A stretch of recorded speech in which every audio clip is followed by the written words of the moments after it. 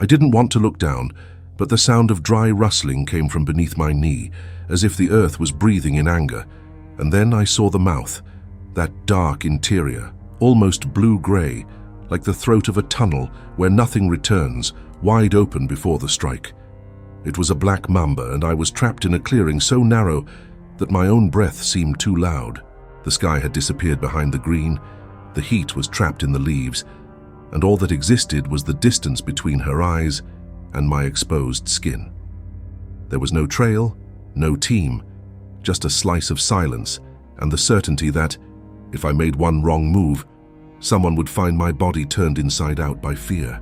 The plan was simple: 3 days following a watercourse to map access points to the mountains, collect samples and return before the rain. I had enough experience to know when to retreat, but the map didn't show the trees falling after the early morning wind, nor the sweet smell of something dead that attracts flies to your ear and distracts.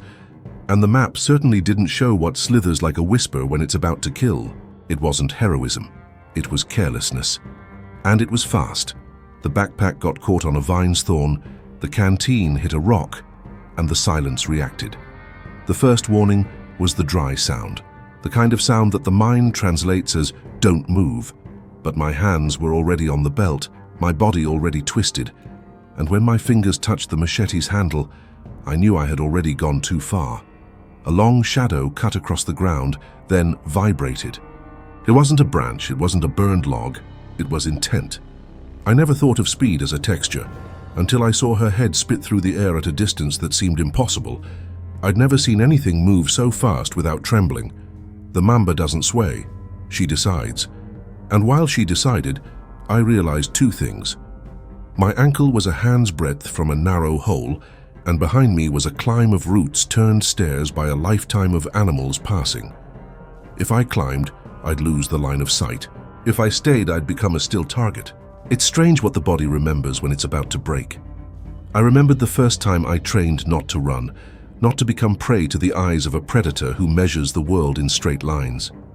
I remembered how to keep the hand open, low, as if offering nothing. And I remembered that the sound of the heart, when it touches the diaphragm, sounds like a muffled drum, and everything in the jungle hears drums. Then I stopped. I stopped being human for a second and became something immobile in the middle of the green. The mamba raised her body, a tense arc like metal about to snap. The interior of her mouth, that well-dark black, opened again, and the air became chemical as if suddenly there were less oxygen. There were mosquitoes there, but none landed. There was heat, but I felt a thin chill on my neck.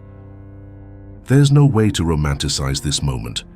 I didn't do anything smart, I just didn't fall. The first strike came in a line I barely saw, a whip crack with no sound.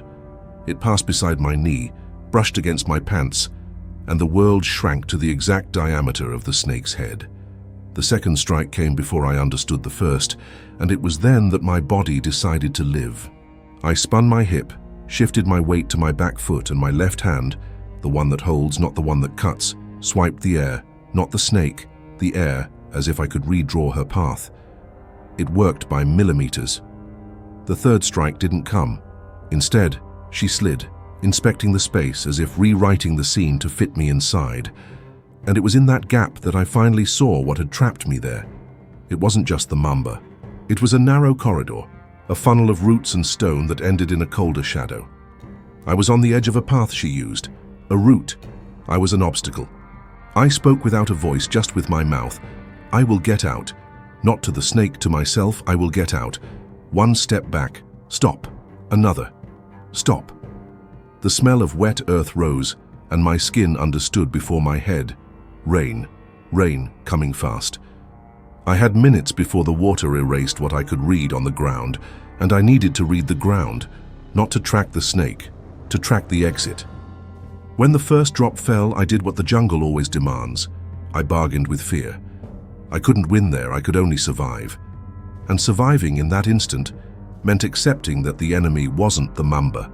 It was the narrow corridor, the funnel that turned me into part of her plan. I needed to reclaim the ground, even if it was one step at a time, until I reached the curve of the route where her vision broke. It was in this calculation that I made the first wrong choice of the day. I stopped listening.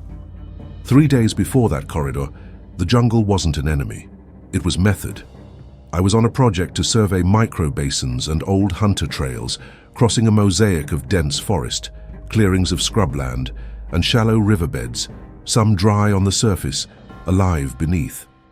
I was traveling light, a 35-liter backpack, a hammock with a mosquito net, a tarp, a machete, a first aid kit, a filter, 2 flashlights, 1 headlamp, 1 handheld, a compass, a GPS that kept losing signal under the older canopies, and a laminated notebook. I also had something I almost never use, a tourniquet. I carry it out of habit, not preference. It rained every afternoon like clockwork, a type of rain that doesn't fall, it pours, and drags with it the smell of the day. Mashed leaves, fallen fruit fermenting, the metal hidden in the stones. At night, the chorus of the forest rose in pitch, and even those who know the sounds of frogs, crickets, and primates feel the difference between noise and warning. That night, the difference came like a tear. The insects fell silent all at once, as if someone had flipped a switch. Silence in the jungle is a curse. It means big movement. It means a predator. It means a tree giving way. Or sometimes it means something crosses everyone's zone without asking for permission. I was hanging in the hammock, recording low notes on my cell phone, commenting on a trail of elongated footprints we had seen near a stream. They weren't feline, they weren't from an anteater, they were discreet, light slides without claw marks, interrupted by occasional depressions. Someone would say they were from a snake. I would say they were from a passage. I wrote route. Whoever makes a route comes back. In the morning, I found the first shed skin, a translucent one, almost whole, caught between the roots of an imbaoba tree. If you've ever held a freshly shed snakeskin, you know it still carries the gesture of the body, the imprint of movement on the scales like grooves on vinyl. This one had a width that didn't match docile creatures. I should have read the warning there. Avoid the zone. But curiosity is a disease that only worsens when the ground gives clues.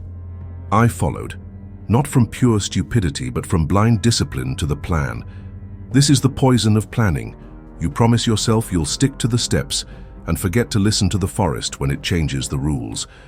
What began as a trail for collecting data turned into insistence, and insistence is the scent that predators smell.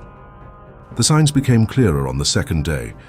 A narrow den half hidden by wet leaves, a pattern of polished earth, no moss, as if small hands had smoothed the same spot repeatedly, and dry feces in places that didn't match rodents. The layout of the territory was there, but I only saw it afterward. I wasn't a visitor, I was an intruder. The first appearance of her wasn't grand, it was a line.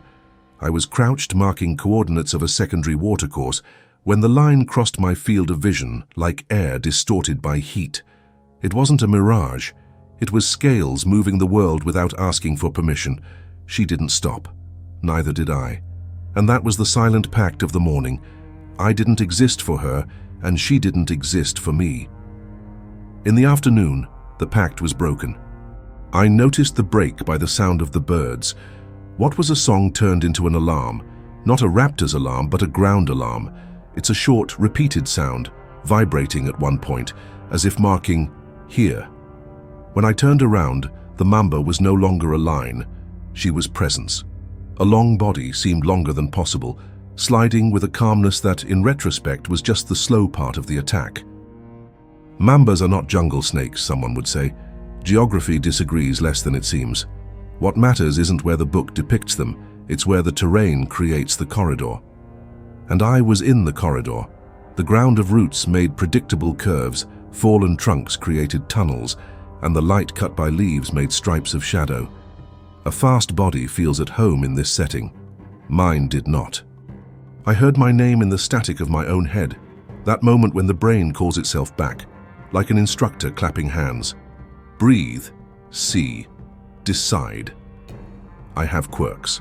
I always test the wind with the back of my hand, always mark resting poses with the machete out of its sheath, point on the ground, blade hidden under leaves so it doesn't shine. That day, when I drove the tip in, I felt the vibration. It wasn't the wind. It was the ground, a very light, intermittent tremor, air made of steps. When night fell, I tied the hammock outside the corridor. under a tree where the canopy opened windows to the sky. The moon didn't rise at that hour. Only fear did. The breathing became shorter, and every noise began to turn into a story. That rustling is a lizard, that snap is a branch, that silence is something else. When silence becomes heavy, the jungle doesn't sleep. It aims. I didn't pray. Not because of a lack of faith, but because the jungle likes practical answers. I just went over my tools. Headlamp aligned with my gaze, red light ready so it wouldn't betray me. Knife at my chest, kit accessible, thermal blanket ready to wrap warmth when the early morning steals strength. And for the first time I thought of a question I didn't want to name. What if tomorrow isn't negotiation? What if tomorrow is confrontation? I slept little, a sleep stitched together by dreams without images, of empty coffins and bottomless rivers. When I woke up, before the blue turned green, I made the decision that almost killed me. Advance another 100 meters, enough to map the curve of the stream, enough to cross her route again. The third day began with weak light filtered through drops hanging from the leaves, as if the sky had gotten trapped in thousands of small mirrors. The air tasted like metal. On the ground, the ants formed perfect lines, avoiding a strip of smooth earth that crossed the trail like a scar. I already knew what it was. Still, I placed my boot beside it, not on top. Late respect is useless politeness. I moved forward the 100 meters, like someone crossing a dark room they know by heart. Hand open, shoulder turning before the foot, steps that don't crush the leaves, just convince them. The stream was where it should be, but lower, and that changed everything. The banks were higher, the crossing points scarcer, and a fallen tree created a narrow bridge, a perfect line, as if made for a long, fast, silent body. I moved ahead to check its sturdiness, and stopped in the middle of the trunk. The world for a second disappeared. Nothing moved, not even me. And that's when I realized the silence wasn't a lack of sound. It was sound held back. It was as if all noise was behind a closed door, waiting for a command to burst through. The command came from my foot, a nearly inaudible creak on the wet trunk. When the sound leaked out, another sound responded, the dry rustle of scales on bark below me. I froze. Slowly I looked down. The bridge passed over a hole formed by the uprooted root, a gap of shadow, and inside the shadow, the line. It wasn't large when seen from above. Nothing is large when it seems controlled. I stepped back inch by inch, and something inside me began to rearrange the plan without consulting me. Don't cross the bridge. Go around the left bank, climb the bank, avoid the gap. I obeyed the voice I only recognize when I'm close to the final mistake. When I completed the detour, I found the first clue that I wasn't just inconvenient, I was a target. A recent trail, shiny with moisture, not just from a belly dragging, but from a body raised and supported at points. The Mamba had stopped there and used height, and the leaves around had 2 bite marks, 2 V-shaped tears as if the air had been cut with a knife. I measured with my hand. Reach that catches you more than an arm's length away. And the ground nearby was polished, training areas. It was like finding a shooter's tracks in a shooting range. I had entered her polygon.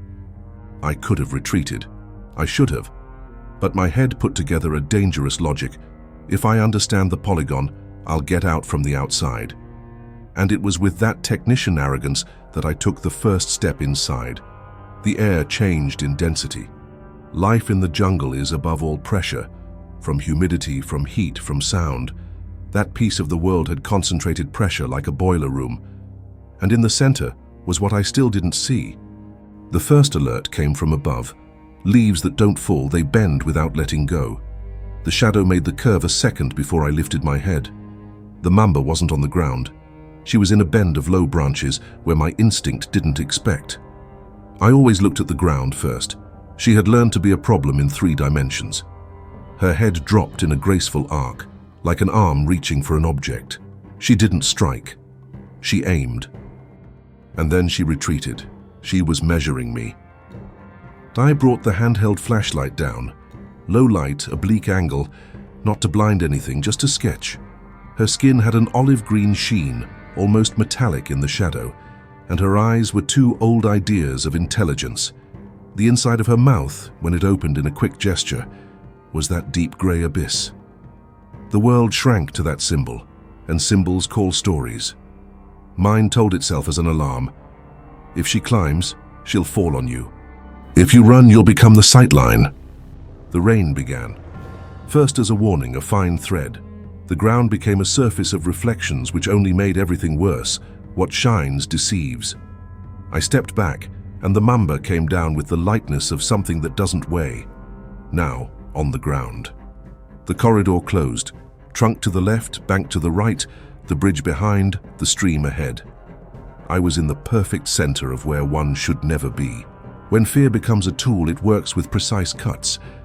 I grabbed the machete not to fight but to clear space. I spun the fallen trunk, created an irregular barrier. A fast snake hates unpredictable obstacles. They break the strike line, mess up the geometry. And that's why the first strike failed. She touched the improvised trunk and hesitated for a millisecond. Milliseconds are life when nothing else is. I used the millisecond to gain 2 meters. 2 meters in that polygon were an eternity, and then I made the second mistake of the day. I stopped watching the ground. The boot hit a hidden root and my knee gave, just enough to bring me down into her ideal plan. The strike came clean, and it was at that exact point that an old memory entered the scene like a hand on my shoulder. Eyes, breath, hip. The body obeyed without dignity. I wasn't graceful. I was functional. The strike cut the space where my face had been a moment before. The mouth closed on nothing. The sound, for a second, was the snap of my teeth clattering in fright. I heard something else then. A low, long rumble like water pushing water. The stream was swelling with the rain. The current was accelerating. And between me and the opposite bank, a whirlpool was forming, sucking leaves and small things into a mouth that wasn't the snake's. I had to decide if I would face treacherous water or smart earth. And that's when I understood it wasn't a choice, it was a price. Any path would come at a high cost. The thunder didn't fall in the sky, it fell inside me. Because when I took a blind step back and stepped on the smooth area under the leaves, I felt the elastic emptiness of the ground that gives way and then returns. It was a thin ceiling, a dome of roots and earth. And the smell, subtle until then, became a signature. A light bitterness, a trace of recent skin and eggs. The corridor wasn't just a route, it was a home. I was on the edge of a nest. Everything made sense all at once, like the pieces of a mechanism finally clicking together. The discipline of the previous strikes, the measurement, the hesitation. It wasn't fear of me, it was risk assessment. She was deciding how much life she would allow me to move from what mattered. I wasn't facing a predator in the emptiness of hunger. I was dealing with territorial defense, a role that makes her more precise, more persistent, more willing to pursue. The second Mamba appeared as a denial of the world. I didn't want it to exist. But it was there at the limit of the bridge, its head out of the hollow trunk, like an apostrophe at the end of a sentence you didn't plan to finish. Smaller, clearer, younger. It wasn't a partner, it was a product. It was proof that the place was active. And where there are juveniles, there's more passage. The corridor was in fact a waiting room between burrows. My logic collapsed for a second. 2 individuals meant different attack lines, combined reaches, angles that crossed. The bridge behind me was now a pointed weapon. The bank to the right was becoming a wall.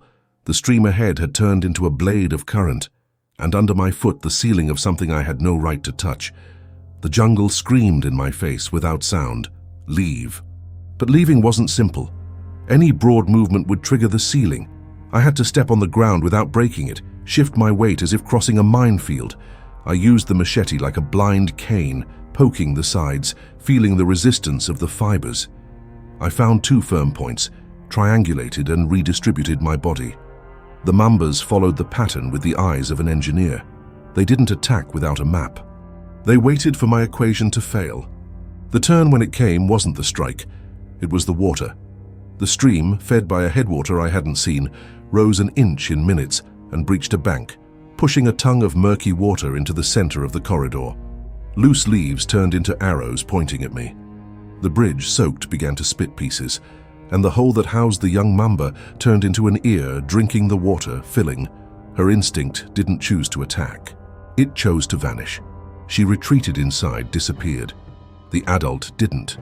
The adult decided to close the door, and the door was me. There are choices that don't fit in a manual. Yes, I carried a kit. Antiseptic, bandages, saline, mouthwash, tourniquet, painkiller. What I didn't carry was anti-venom.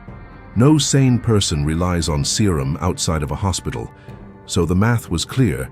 Any bite would compromise the evacuation time. With the stream rising, no radio with guaranteed range, no team. You don't negotiate with poison. You negotiate with space.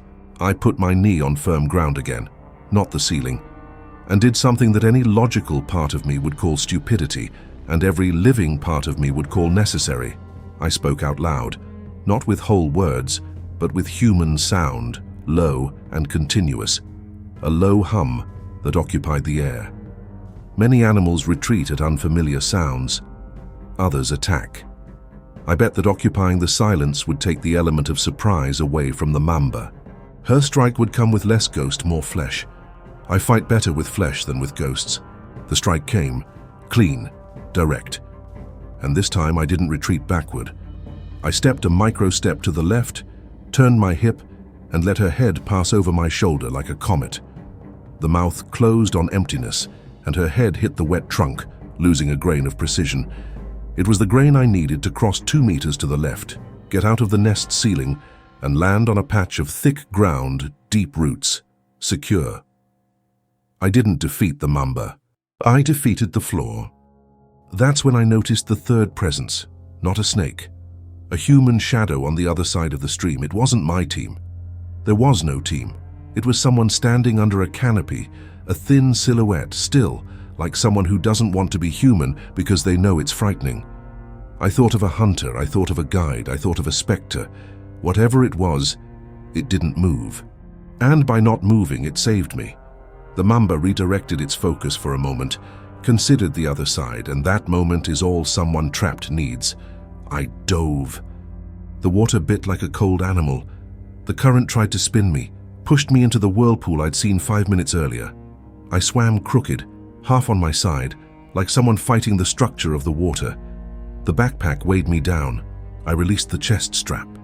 The jungle swallowed the part of me that carried gear, and I was left with just the body and the machete. When I reached the opposite bank, I scraped stone with my nails, tore the palm of my hand, and climbed like a small animal under a large dog. The human silhouette was no longer there. The opposite bank looked like another country. The green had a cooler tone, the rain hit from the side, and the ground didn't give way. I lay on my stomach, mouth in the mud, and heard my heart like drums in a cave. My body wanted to shut down. The place wouldn't let it. The adult Mamba didn't follow me through the water, not at that moment. But the idea of being safe was a luxury I couldn't afford. The jungle doesn't cancel threats, it redistributes them. I crawled to a set of thick roots, where the earth formed natural steps, and stayed there, hunched, trying to reduce my shape, become an object. The rain was already smoothing everything, erasing traces. This helped me and betrayed me. The water washes away footprints, but it also erases exit trails. I no longer knew which direction led to the makeshift camp from the previous night. Without my backpack, without a compass in hand, without a useful GPS under that dome of leaves, I had to rely on the old method. Listen. What I heard first wasn't the jungle. It was my own repeated mistake, like an echo. I almost stopped listening again. Almost, because something cut through the water's fabric with a pattern that wasn't rain, an irregular vibration but periodic, coming from my low left side, the side of the stream, rising through roots, reaching my body like a touch. It wasn't the Mamba, it was people, light, careful steps, avoiding branches. The observer had descended to the bank. I didn't say anything. I pressed the blade into the mud, hid the shine, and turned my head just enough to see. The silhouette appeared like ancient animals appear in dreams, first a shape, then the parts. It was a thin man, dark sun and jungle-kissed skin, hair tied back, a strip of leather crossing his chest. He carried a long staff, not a firearm. The face showed no surprise. Whoever walks there isn't startled by a Mamba. He saw me. He measured danger and need in the beat of an eye, and did the hardest thing: he didn't come to me. Instead, he planted the staff in the ground and struck twice, paused, then once more. The sound traveled and struck the leaves like an instruction. I didn't understand the language, but I understood the command: stay. The man described a wide arc along the bank, approaching the point where I had come out of the water, not to help me, but to mark the perimeter. With the tip of the staff, he stirred leaves, exposed holes, tested embankments. He was drawing a risk map on the wet ground, while the rain erased the map in real time. An impossible choreography, and perfect. That's when the jungle tightened its grip again. The sound of leaves being quickly cut, but without haste, came from my high right. The adult Mamba had decided to cross higher up and descend on land, where the water didn't distort her world. She knew where I was. Or rather, she knew where a body like mine would be if it tried to hide. She wasn't hunting my name. She was hunting my pattern. The man saw it before I did. He didn't look at the snake. He looked at me and raised his hand, open, then closed, twice. It was a simple code. Wait, move. He was teaching me how to be led without becoming prey. On the third gesture, I rolled to the left, slid behind a root, gained 1.5 meters of angle. The Mamba entered the frame 1 second later, fast, high, that terrible elegance of something that knows it was born for this. I don't know if the man was afraid. I know he had technique. With the staff, he touched the ground in front of the Mamba like offering a path that wasn't mine. Snakes don't think in moral terms. They solve geometries. The staff became a focus line for a moment, an inert target easier than a body that moves in the wrong planes. The Mamba evaluated and attacked the staff. The strike was a poem of efficiency. A head that exits and returns faster than the mind can accept. A mouth that opens and closes in the span of an insufficient blink. The staff trembled, absorbed the blow, and the man stepped back, redirecting the axis. I used the window. I rose from the ground at an opposite angle, escaped the narrow corridor, sought the opening to the left, where the vegetation was less dense. The body cried for rest. The fear pushed like an electric current. There was no cinematic chase. There was calculation. The Mamba adjusting trajectories, the man correcting lines, me cutting diagonals to break predictions. The rain decreased, but the damage was done. The stream was now a fat, slow animal, growling. And when it seemed the scene would stretch until it broke, the jungle offered an end only it can provide, a hollow, high trunk, fallen at an angle, opening a tunnel to a plateau of dry land. I entered. The world outside became narrow, like an old TV, and through the frame I saw the Mamba hesitate. She doesn't like tunnels she doesn't choose. She can't be fast where she can't be long. On the other side, the plateau welcomed me with dry ground under thick leaves. I stopped only when my lungs hurt, as if they had razor blades inside. The man appeared minutes later, without noise, without triumphs. He looked at my arm, my legs, my hands, cuts, scratches, no punctures that bleed like a bite, and said 2 words, with an accent from someone who speaks little: "Go high." It was an instruction, not advice. People who understand Mambas know height gives vision and kills corridors. I climbed. Every meter decreased the voice of the stream, and with it the voice of panic. At the top, the forest was another place again, trees more spaced, wind, the distant sound of something that seemed human, a regular strike, perhaps an axe, perhaps nothing. The man stopped a few steps from me, rested the staff on his shoulder, and his eyes for the first time asked. I answered with the truth I had. I lost my backpack. He nodded. Then he pointed with his chin to a direction my body recognized as the shortest way out, and then he said, "Don't go back through the water." The exit wasn't a triumph, it was an unraveling. The jungle began to peel away from me in strips, first the humidity clinging to my bones, then the sound of the insects returning to music instead of warning, and finally the smell of earth being replaced by human scent, old smoke, motor oil, cheap gas station soap. The dirt road appeared like a clear scar in the green, and a slow truck cut across the landscape carrying logs that shouldn't have been there. The civilized world always arrives in a hurry, where it wasn't invited. I sat on a rock, my body trembling in delayed waves, and only then did I realize I was holding the machete as one holds a hand. I let go. I looked at the edge of the forest, waiting for the man to appear again, closing the ritual. He didn't come. I waited more. The forest breathed indifferent. I could have rationalized, people who live from the jungle don't want conversation. Or I could have admitted what my body knew from the beginning. In places where the ground has an owner, help doesn't come with names.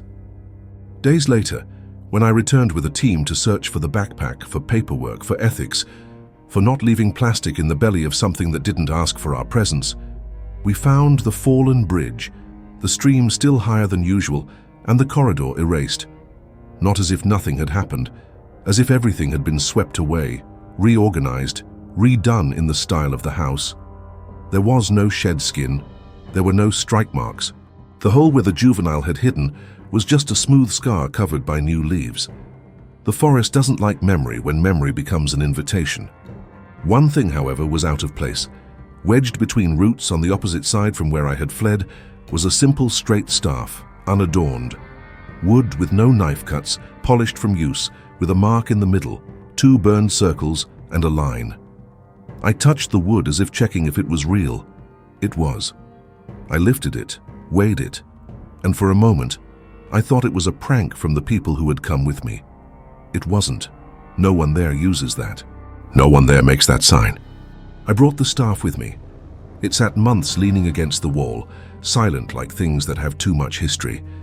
Sometimes, in the middle of the night, I'd wake up with the memory of the Mamba's dark mouth, the man's gesture, and the sound of the water swelling. I'd get up, go to the living room, and place my hand on the wood. It returned a light cold. And I thought of the question that has haunted me since then. Was I saved by someone who knows the map better than I do? Or did the jungle, by a whim we call luck, rearrange the pieces to expel me alive? There's no elegant answer. However, there is one certainty. I will not return to a corridor without hearing what the ground says when the rain is still on the leaves, and I will not step again on a nest's ceiling, neither in silence nor in a scream. Because some doors are not meant for our side. If this story has found someone who has ever felt observed by something that didn't need light to see, then the message is clear. In the jungle, haste becomes the scent of prey. And some intelligences don't use hands, they use distance. In a corridor situation, with the water rising and a Mamba guarding territory, which price would you choose to pay? Cross the current or negotiate centimeters with the shadow? If you're still here, comment the keyword corridor. And tell me, would you have the courage to stay still while the dark mouth opens a hand's breadth from your knee?